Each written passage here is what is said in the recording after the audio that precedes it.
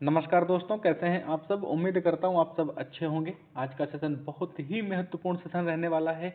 हमारी जो previous year की श्रृंखला चल रही है 2015 से 2025, उसके अंतर्गत आज हम देखेंगे बहुत ही महत्वपूर्ण 12/1/2022 को जो सीटेट का पेपर पूछा गया था। और आप सभी लोग अच्छी तरीके से जानते हैं सीटेट पूरा का पूरा प्रीवियस ईयर पर आधारित है। 60 से 70% प्रीवियस ईयर ही आता है, वही टॉपिक होते हैं, वही सब्जेक्ट होते हैं। अभी तक अगर आपने तैयारी शुरू नहीं की है तो कोई बात नहीं है, चैनल सब्सक्राइब कर लीजिए और जो वीडियो पहले से अपलोड है उनको देखना शुरू कर दीजिए। चलिए देखते हैं, पहला प्रश्न आपकी स्क्रीन पे है। पूर्व काल से भारत में उगाए जाने वाले फल एवं सब्जी कौन से हैं? तो कौन से हो जाएंगे? आम एवं केला। सी आंसर सही हो जाएगा हमारा। आप लोग क्या करिएगा, मॉक टेस्ट की तरह मेरे आंसर बताने से पहले आप लोग अपना आंसर दिमाग में सोच लीजिएगा, उसके बाद ही मैं आंसर बताऊंगा। अगला प्रश्न देखते हैं। एलेक्स केरल में रहता है, वह अपने घर के आंगन में निम्नलिखित में से क्या उगाता होगा? आप लोग बताइए, केरल में कोई रहने वाला है तो अपने घर के आंगन में क्या उगाता होगा? तो आप सभी लोगों को पता है केरल में बहुत ही प्रसिद्ध है भैया क्या? नारियल एवं टेपियोका। ये आंसर सही हो जाएगा हमारा। आप लोग वीडियो रोक करके क्या करेंगे, अपना गैस कर लेंगे, अनुमान लगा लेंगे।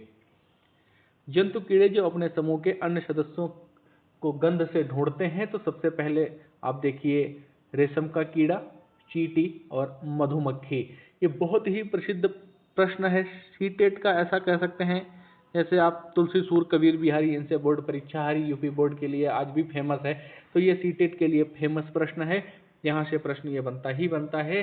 तो आप इसको क्या करेंगे, याद कर लीजिए। चींटी, मधुमक्खी, रेशम का कीड़ा। देखिए कहाँ दिया है, सी आंसर में दिया है। सी आंसर हमारा एकदम सही हो जाएगा।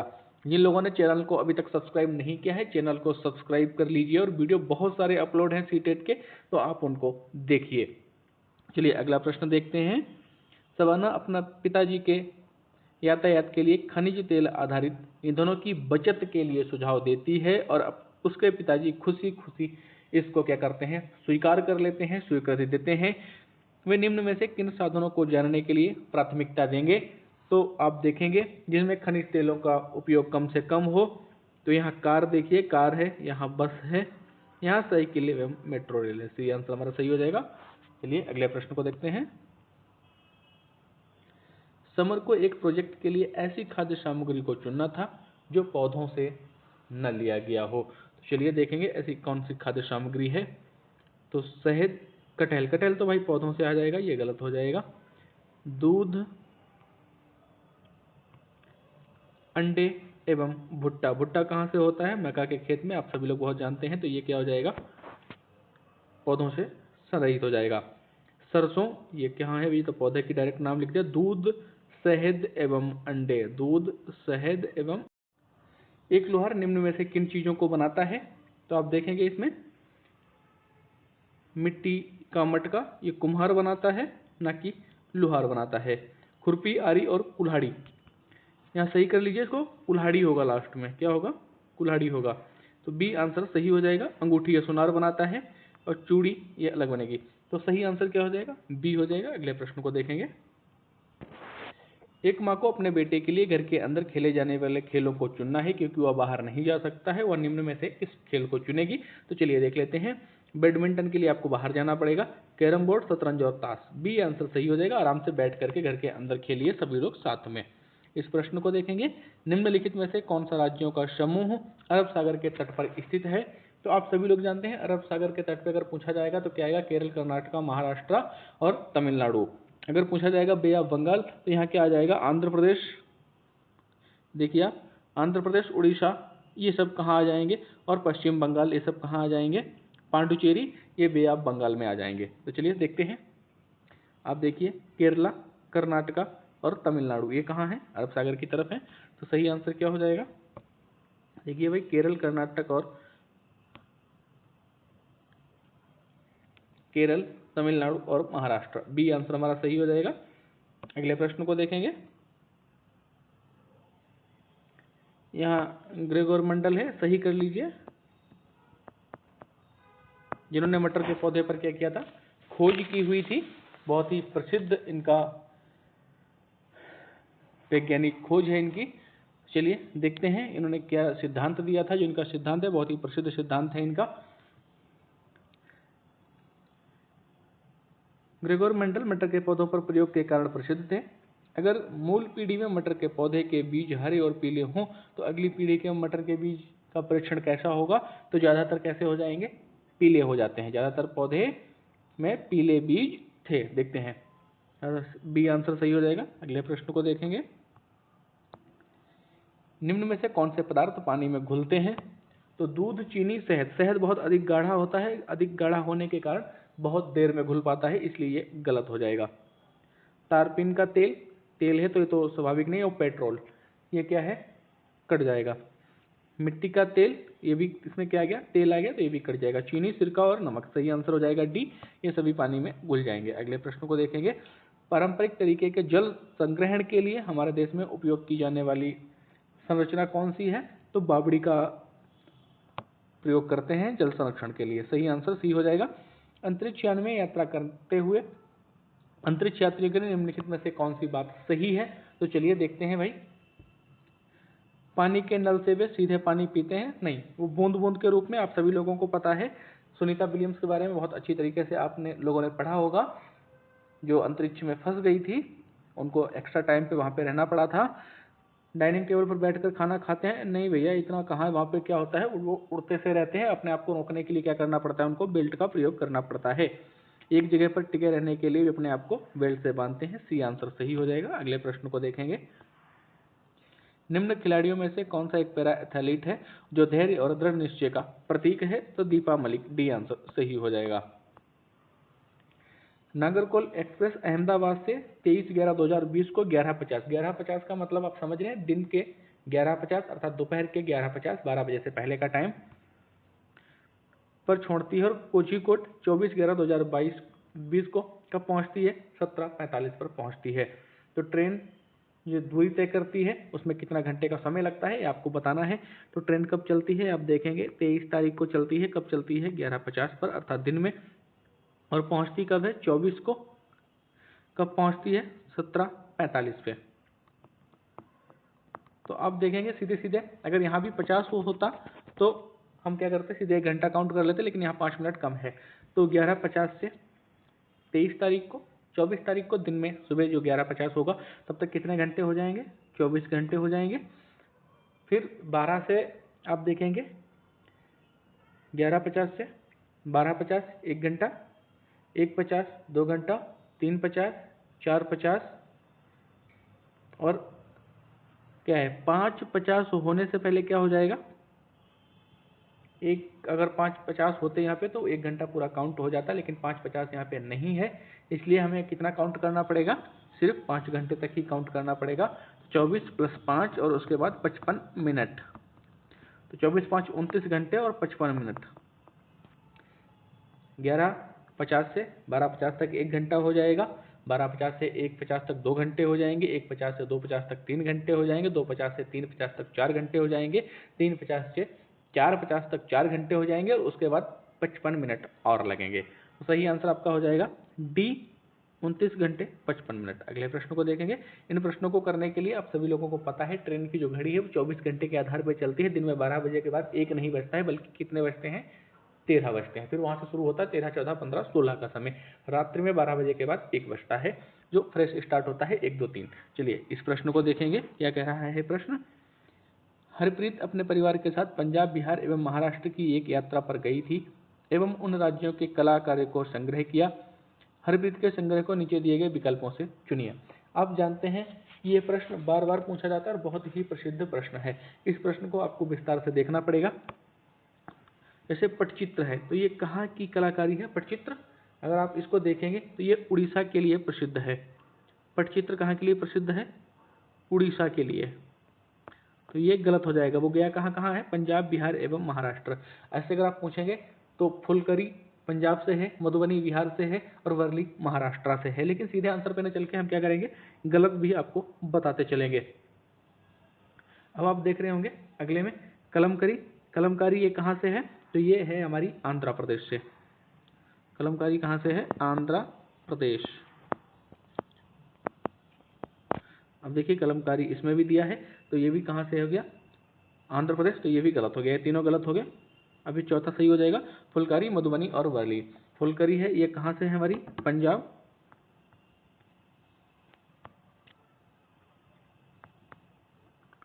क्योंकि पंजाब भी गई है, मधुबनी बिहार से है और वर्ली महाराष्ट्र से। सही आंसर हमारा डी हो जाएगा। अगले प्रश्न को देखेंगे। एक अलग राज्य से एक नया लड़का आपकी कक्षा में शामिल होता है। आप मान लीजिए किसी भी एक अलग राज्य से कोई बच्चा आया है जो आपके क्लास में शामिल हो गया है, जिसमें मुख्य रूप से स्थानीय छात्र हैं। उस विद्यालय में पहले से कहा है स्थानीय छात्र ही होते हैं। खैर, आप इस अवसर को छात्रों को अनुकूलन के बारे में सिखाने के अवसर के रूप में उपयोग करना चाहते हैं कि कैसे अनुकूलन करना है, तो इसमें आप क्या करेंगे, चलिए देखते हैं। स्थानीय छात्रों को नए छात्र के साथ अपने स्कूल के नियमों को साझा करने के लिए कहें, नहीं, ये गलत हो जाएगा। अगला देखेंगे। कक्षा के नए छात्रों के जीवन में विभिन्न परिवर्तन एवं उसने उन्हें कैसे संभाला के बारे में चर्चा करें, एकदम परफेक्ट हो जाएगा कि जो नए छात्र आया हुआ है उसमें कैसे कैसे उसको परिवर्तन झेलने पड़े और क्या क्या समस्याएं उनके बारे में चर्चा करेंगे। सही आंसर हमारा बी हो जाएगा। अगले प्रश्न को देखेंगे।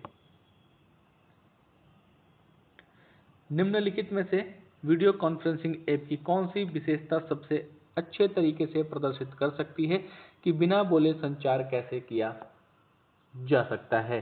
तो चलिए देखते हैं इसमें से बिना बोले भाई संचार कैसे किया जा सकता है, कौन सा बताएगा।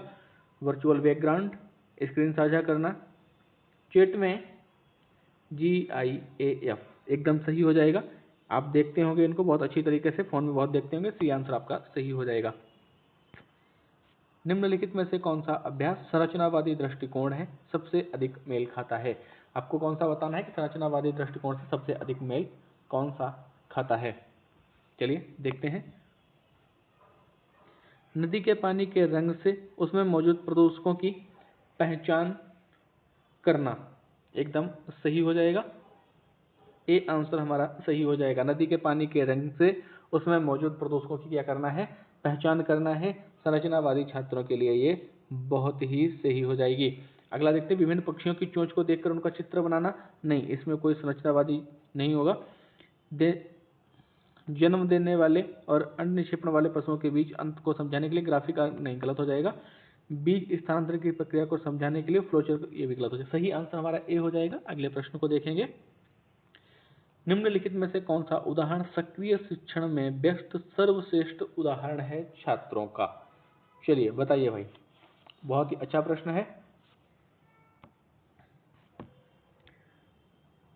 छात्र जोड़ियों में पारंपरिक शिल्प के पतन के शिल्पकारों की आजीविका पर पड़ने वाले प्रभावों पर क्या करते हैं, चर्चा करते हैं। बहुत शानदार है। सही आंसर हमारा क्या हो जाएगा, ए ही सही हो जाएगा। अगले प्रश्न को देखते हैं। चलिए। पानी की उपलब्धता पर एक पाठ के संबंध में निम्नलिखित में से कौन सा प्रामाणिक कार्य होगा। तो चलिए देख लेते हैं इसमें कौन सा सही आंसर होगा। छात्रों को अपने परिवार के साथ चर्चा करने, पानी के संरक्षण के लिए कुछ आदतें बदलने के लिए कहना, एकदम परफेक्ट हो जाएगा। छात्रों के एक लघु सिंचाई प्रणाली बनाने के लिए कहना, जो यह दर्शाए कि किसान पानी का अधिक कुशलता से उपयोग कैसे कर सकते हैं, तो वो इस लेवल पे बना ही नहीं सकते, गलत हो जाएगा। पानी के जो स्रोत पीने के लिए उपयुक्त नहीं है उन पर चिपकाने के लिए स्टिकर बनाना, इससे क्या लेना देना भाई।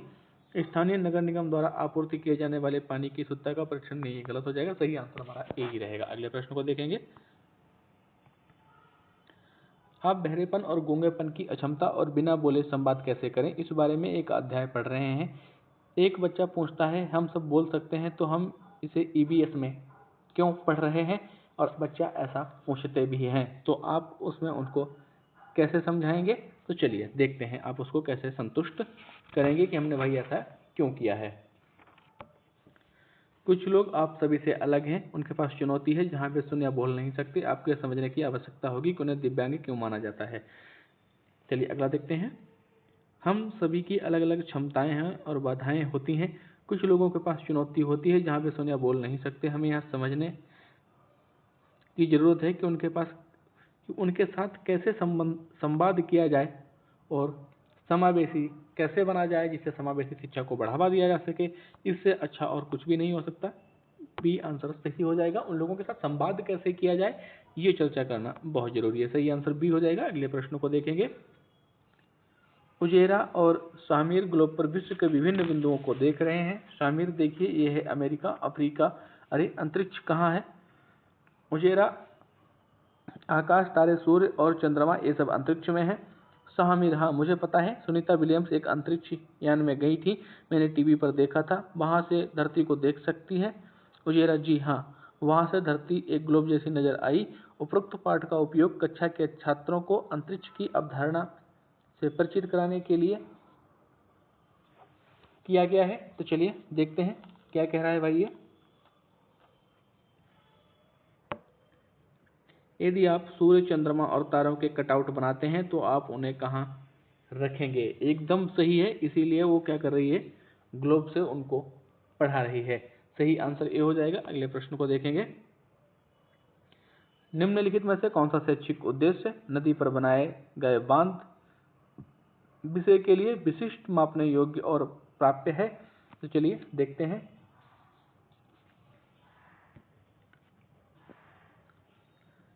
छात्रों को पता चलेगा कि नदियों पर बांध कैसे बनते हैं। नहीं भाई, उनको बांध नहीं बनाना है और उनके बारे में मत बताओ आप। छात्र उन नकारात्मक प्रभावों को सूचीबद्ध करेंगे जिनका बांधों के निर्माण के दौरान मानव बस्तियों का सामना करना पड़ता है। एकदम सही हो जाएगा। उनको पता चलेगा ना भाई कि क्या सामना करना पड़ता है मानव लोगों को, प्रॉब्लम क्या होती है, फिर बांध क्यों बनाया जाता है। एकदम सही हो जाएगा। आप आगामी प्रदर्शनी के लिए एक प्रोजेक्ट बनाने हेतु अपनी कक्षा में 15 चार्ट पेपर लेकर के आए हैं ताकि छात्र प्रोजेक्ट बनाने के लिए उसका प्रयोग कर सकें। आपने छात्रों से कहा है कि चार्ट पेपर समाप्त होने के बाद उन्हें नए चार्ट पेपर नहीं दिए जाएंगे, इसलिए उन्हें चार्ट पेपर का प्रयोग किफायती तरीके से करना चाहिए। निम्नलिखित में से कौन सी प्रक्रिया छात्रों को संसाधनों के संरक्षण पर विचार करने के लिए सबसे कम मदद करेगी, जिनकी मात्रा सीमित है? बहुत सी चीजें ऐसी हैं जो सीमित हैं, तो चलिए देखते हैं। तो आपसे क्या पूछा गया है? एक तरीके से निगेटिव पूछा गया है। क्यों? क्योंकि सबसे कम, अब देखिए, सबसे कम मदद करेगी, तो इसमें ऑप्शन में ऐसा कौन सा है जो छात्रों के लिए इस प्रक्रिया में सबसे कम मदद करेगा, अर्थात नहीं मदद करेगा, आप ऐसा कह सकते हैं। तो चलिए देखते हैं।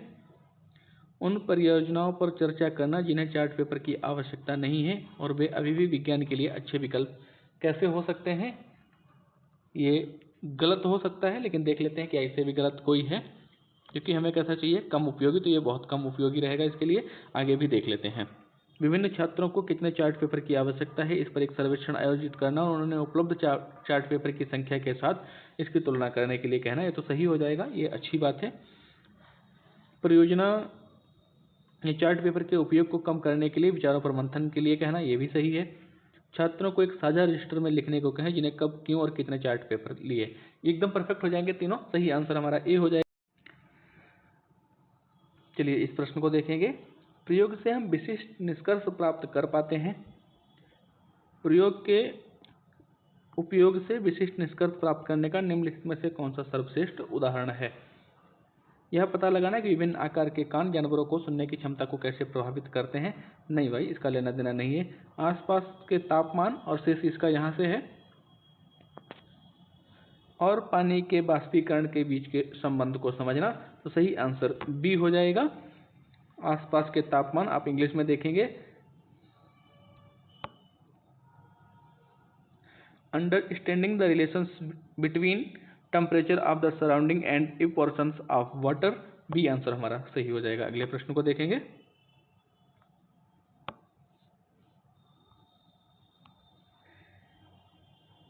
आनुवांशिक और अर्जित लक्षण विषय आरंभ करने के लिए शुरुआत के रूप में निम्नलिखित में से कौन सा कथन सबसे अधिक प्रासंगिक होगा, सबसे अधिक अच्छा होगा?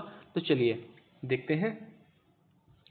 क्या आप अपने और अपने माता पिता के बीच कोई समानता पाते हैं? एकदम परफेक्ट है, पूरा प्रासंगिक है। अगला देखते हैं। आप किसी अन्य जीव से किस प्रकार भिन्न है? नहीं, जीवों से तुलना मत करवाइए यार। क्या आप किसी ऐसे व्यक्ति को जानते हैं जिसे भी आपकी पसंदीदा फिल्म पसंद है? नहीं, इसका क्या लेना देना यार। आपके परिवार के सदस्य एक दूसरे के बिल्कुल समान क्यों नहीं है? इसका भी लेना देना नहीं। ये आंसर सही हो जाएगा। अगले प्रश्न को देखेंगे। जिन लोगों ने अभी तक चैनल को सब्सक्राइब नहीं किया है, चैनल को सब्सक्राइब कर लीजिए। लगातार प्रीवियस ईयर आपको चैनल पर मिलते रहेंगे डेली शाम को 6 बजे। शैक्षिक उद्देश्य, छात्र फसलों पर खरपतवारों के प्रभाव के बारे में बता सकेंगे। तो चलिए, निम्नलिखित में से कौन सा प्रश्न दिए गए शैक्षिक उद्देश्य का सबसे अच्छी तरीके से क्या करता है, परीक्षण करता है। तो चलिए देखते हैं, क्या रणनीति अपनाई जा सकती है ताकि खेत में फसलें और खरपतवार सह अस्तित्व में रह सकें। नहीं, इसका कैसे लेना देना यार। यहाँ देखिए, आप खरपतवार के प्रभावों के बारे में बताना है, सह अस्तित्व में आप रखने की बात करें गलत हो जाएगा। अन्य पौधों को बढ़ने नहीं देते हुए कौन से उर्वरक लक्षित फसल के लिए सबसे अधिक लाभ प्रदान कर सकते हैं। नहीं, इसका नहीं लेना देना है। खेत से खरपतवार हटाने के लिए किस प्रकार के कृषि यंत्रों का प्रयोग किया जा सकता है। तो इसका भी लेना देना नहीं है। आपको क्या करना है, उर्वरक के उपयोग के बावजूद पौधों की वृद्धि रुकने का क्या कारण हो सकता है कि उर्वरक का हमने उपयोग किया है उसके बाद भी क्या है, पौधों की वृद्धि नहीं हो रही है, इसका कारण क्या है, इस पे हमें बहस करनी चाहिए। डी आंसर हमारा सही हो जाएगा। अगले प्रश्न को देखेंगे। एक शिक्षक एक ऑनलाइन संसाधन का उपयोग करता है जो प्राकृतिक आपदाओं जैसे ज्वालामुखी, भूकंप, भूस्खलन आदि पर एनिमेटेड वीडियो प्रदान करता है। निम्नलिखित में से क्या समझने के लिए पाठ्यपुस्तक और अन्य स्रोतों की तुलना में इस संसाधन का उपयोग सबसे बेहतर है। एनिमेटेड वीडियो का प्रयोग कर रहा है। तो चलिए देखते हैं। इन घटनाओं के लोगों को जीवन पर प्रभाव, नहीं, इन घटनाओं का कारण क्या है, इनको जानने के लिए बहुत अच्छा है। बी आंसर हमारा सही हो जाएगा। अगले प्रश्न को देखेंगे। शिक्षक खाद्य परीक्षण की अवधारणा सिखाना चाहता है। निम्नलिखित में से कौन सी खाद्य सामग्री इस अवधारणा को समझने के लिए सबसे उपयुक्त है। चलिए देख लेते हैं। सही आंसर हो जाएगा ए, मुरब्बा।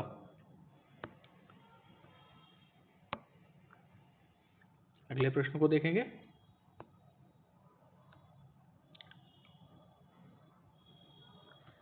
क्योंकि आप इनमें से देखेंगे, अगर कोई भी खाद्य सामग्री है और उसको कैसे आप परीक्षण करेंगे, कैसे आप उसका करेंगे, तो उसमें सबसे अच्छा क्या आ जाएगा, मुरब्बा आएगा। अगले प्रश्न को देखेंगे। सुश्री दिव्यज्योति समुदाय से प्राप्त उदाहरणों का प्रयोग करते हुए पर्यावरण में चीजों को अन्योन्याश्रयता का उदाहरण इस धारणा को समझाने के लिए सबसे उपयुक्त होगा। निम्नलिखित में से कौन सा उदाहरण इसके लिए सबसे उपयुक्त होगा।